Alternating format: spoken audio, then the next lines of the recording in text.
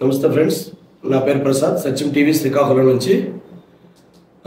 Srikakulam MP Kinjarapu Rammohan నాయుడికి కేంద్ర పౌర విమానయాన శాఖ మంత్రిగా క్యాబినెట్ హోదా ఇచ్చారు. ముందుగా ఆయనకు కాంగ్రెస్ చెప్తున్నాను.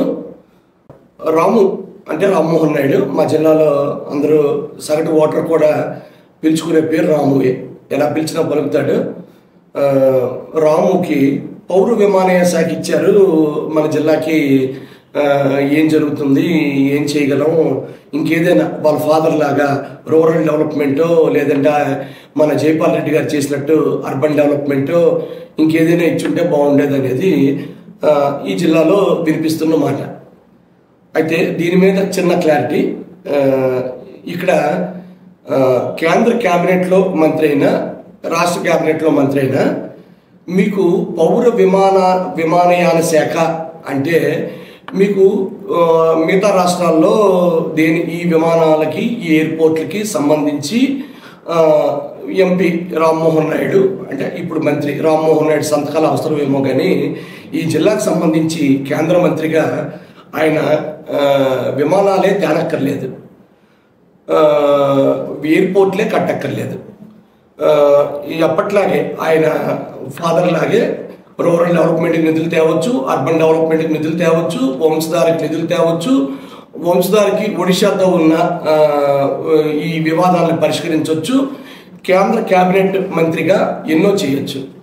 రైల్వే మంత్రిగా చేస్తే రైళ్లు వస్తాయని, విమానయాన శాఖ చేస్తే విమానాలు వస్తాయని కూడా పొరపాటు.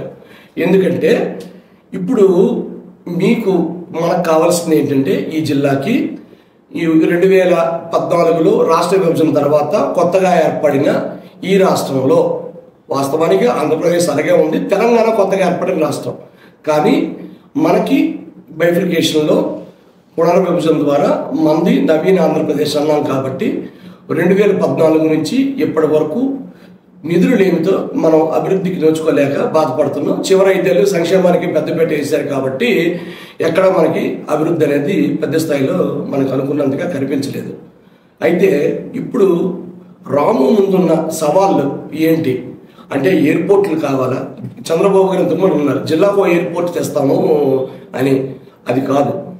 ఇప్పుడు రాము ముందున్న సవాళ్ళు ఏంటంటే మీకు కేంద్రంలో ఉన్న మానవ వనరుల అభివృద్ధి శాఖ వద్ద ఉన్న నిధులు ఏంటి, రూరల్ డెవలప్మెంట్ దగ్గర ఏ నిధులు ఉన్నాయి, ఫైనాన్స్ కమిషన్ దగ్గర ఏమున్నాయి, నీతి ఆయోగ్ వద్ద ఏమున్నాయి, రైల్వే మంత్రితో మాట్లాడి మన జిల్లాలో ఎన్ని రైళ్లు కొత్తగా వేసుకోవచ్చు, ఎన్ని వాటికి హాల్ట్లు తెచ్చుకోవచ్చు, ఎన్ని ప్లాట్ఫారాలు మనం బాగు చేసుకోవచ్చు, కొత్తగా ఎన్ని స్టేషన్లు పెట్టుకోవచ్చు, భోగాపురం ఎయిర్పోర్ట్ ఎప్పటికి అందించవచ్చు.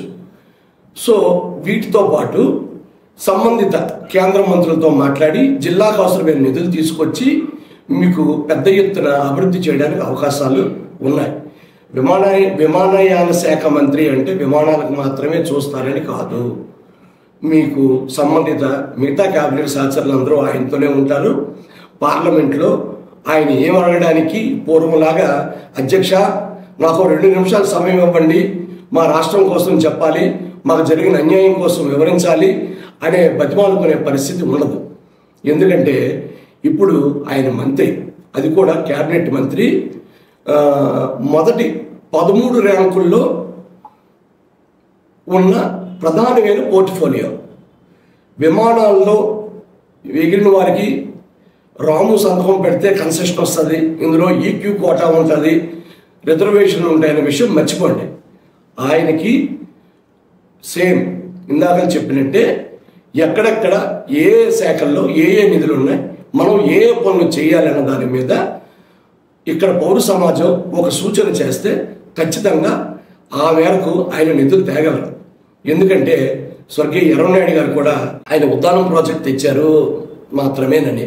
కానీ ఎర్రనాయుడు గారు కేంద్ర మంత్రిగా ఉన్నప్పుడు రాష్ట్రంలో అనేక జిల్లాలకు అనేక పథకాలు ఇచ్చారు.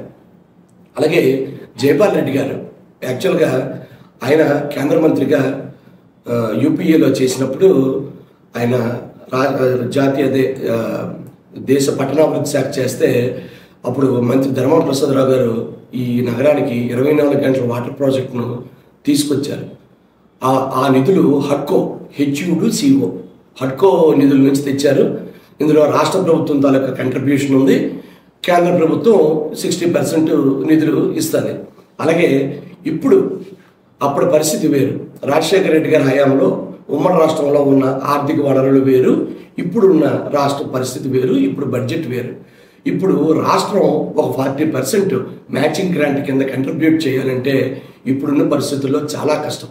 ఎందుకంటే జగన్మోహన్ రెడ్డి గారు ఇస్తామన్న సంక్షేమ పథకాలన్నీ అమలు చేస్తూనే మళ్ళీ కొన్ని సూపర్ 6 అని, ఉచిత బస్సు అని, ఏవో కొన్ని నిరుద్యోగ వృత్తి అని, ఇవన్నీ మళ్ళీ బాబు గారు మేనిఫెస్టోలో పెట్టారు. సరే, ఇవి ఏ మేరకు అమలు అవుతాయో పక్కన పెడితే ఏదైనా గత 2019-24 కంటే ఈసారి బడ్జెట్ ఎక్కువ ఉండాలని మనకు అర్థమవుతుంది.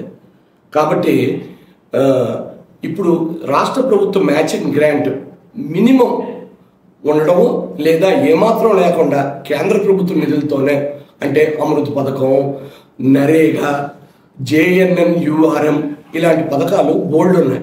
ఇది కాకుండా మనకి రామ్మోహన్ నాయుడు మంత్రి అవడం వల్ల ఒక ఫైనాన్స్ కమిషన్ ఇప్పుడు 15th నడుస్తుంది, రేపు ఎప్పుడో 16th ఇంకేదో రావచ్చు, లేదు నీతి ఆయోగ్కి కొన్ని సిఫార్సులు చేయొచ్చు, మా జిల్లాకి ఇది కావాలి, మా రాష్ట్రానికి ఇది కావాలని.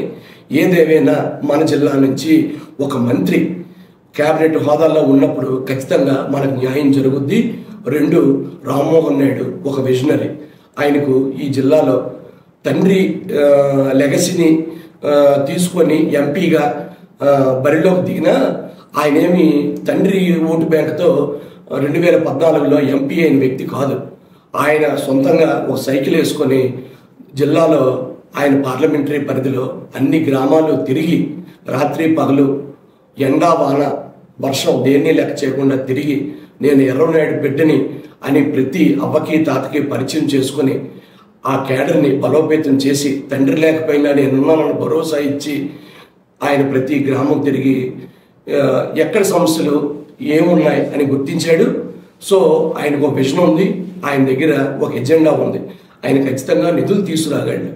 దురదృష్టం ఏంటంటే గతసారి ఆయన ఎంపీ నిధులు ఏవైతే ఎంపీ ల్యాడ్ అంటాం మనం, ఎంపీ ల్యాడ్ కింద ఈ జిల్లాలో కొన్ని పనుల కోసం ప్రతిపాదనలు ఇచ్చారో వాటిని కూడా ఇక్కడ ఈ రాష్ట్రంలో అటకెక్కించేశారు. అలాగే 15వ ఆర్థిక సంఘం 15th ఫైనాన్స్ కమిషన్ నిధులు ఏ మేరకు ఖర్చు చేశారో మీరు తెలుసుకుంటే ఈ జిల్లా వాసులు గుండె ఆగిపోతుంది. కలెక్టరేట్లో 15th ఫైనాన్స్ నిధుల మీద పనులు చేయడానికి ఎక్కడ ప్రతిపాదనలు పంపకపోవడం గత ప్రభుత్వంలో ఇక్కడ మంత్రులు, ఇక్కడ ఎమ్మెల్యేలు చేసిన పెద్ద తప్పిదం. దానివల్ల ఎక్కడ కూడా తట్టిన మట్టితో పనులు జరగలేదు.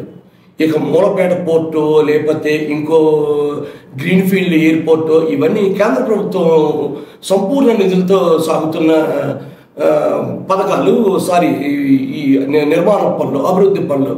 కానీ 15th కమిషన్ అనేది ఏ నియోజకవర్గానికి ఆ నియోజకవర్గంలో ఎమ్మెల్యేలో మంత్రుల్లో ప్రతిపాదన చేసి ఆ నిధులు కలెక్టర్కి ఈ పనులకు ప్రతిపాదనలు పంపి దాన్ని వాడుకొని అక్కడ రోడ్లు, కాలువలు, మంచినీటి సౌకర్యాలు, వాటర్ ట్యాంకులు అన్నీ నిర్మించుకోవచ్చు. సో మీకు అది లాస్ట్ టైం చేయలేదు. ఇక ఈసారి ఆ బాధ ఉండదని నేను అనుకుంటున్నాను. చివరకు NREGSలో కూడా ఆ కాంపోనెంట్లో కూడా కేంద్ర ప్రభుత్వం వద్ద పెద్ద ఎత్తున నిధులు ఉన్నాయి. ప్రస్తుతానికి చెరువులు తవ్వడం మాత్రమే పనులుగా చేస్తున్నారు. ఇది కాకుండా గతంలో చంద్రబాబు నాయుడు గారు ముఖ్యమంత్రిగా ఉన్నప్పుడు చెక్ డ్యాములు కట్టడం, ఇంకా ఇప్పుడు మనకి ఇక్కడ వంశధార కాలువలు ఉన్నాయి, అందులో పూడుకిలు తీయడం, కాలువలు ఎక్స్టెన్షను, ఈ వేసవి కాలంలో గుర్రపు టెక్కలు తొలగించడం, ఇలాంటివన్నీ కూడా గతంలో చేశారు. అయితే ఈసారి అలాంటివేవి NREGSలో చేర్చకపోవడం, ఇలాంటివన్నీ కూడా ఎంపీ గారి దృష్టిలో, కేంద్ర మంత్రి గారి దృష్టిలో ఉన్నాయి. ఈసారి పెద్ద ఎత్తున జిల్లాలో అభివృద్ధి జరుగుతుందని భావిస్తున్నాం. గ్రీన్ఫీల్డ్ పోర్ట్ ఎంపీ కేంద్ర మంత్రి రాము గారి హయాంలోనే మనకు అందుబాటులోకి వస్తుందని భావిస్తున్నాం. అట్ ది సేమ్ టైం బుడగట్లపాలెంలో ఫిషింగ్ హార్బర్ కానీ, మూలపేట పోర్టు పూర్తి స్థాయిలో అందుబాటులోకి రావడం కానీ, ఇవన్నిటికి కూడా కేంద్రం ఎక్కడ నిధులు ఆపకుండా చేయగలిగితే పోలవరం ప్రాజెక్టు పూర్తి కావడానికి కూడా రాములు లాంటి ముందు చూపు ఉన్న నేతల పనితీరు మనకు పనికొస్తుంది. మనకి విమానయానం అయినా, రైల్వే అయినా, రూరల్ డెవలప్మెంట్ అయినా, బొగ్గు గనులైనా ఏదైనా మనకు ఒకటే. మన జిల్లా నుంచి ఒక కేంద్ర మంత్రి ఉన్నాడు, అందుకు మనం గర్విద్దాం. మన పౌర సమాజం అంతా మన ఆకాంక్షలు, అభిలాషలు, అవసరాలు ఆయన ముందు పెడదాం. సెలవు.